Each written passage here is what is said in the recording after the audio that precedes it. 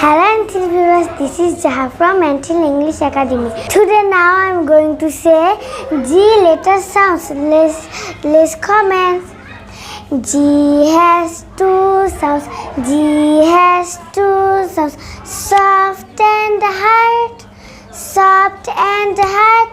And when I see after the G, when I see after the G, A, O, U and consonants, A, O, U and consonants, E sounds G, E sounds G.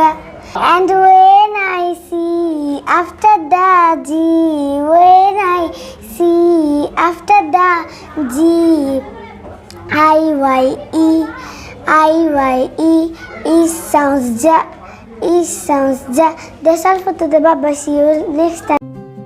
চলে এসো until একাডেমিতে।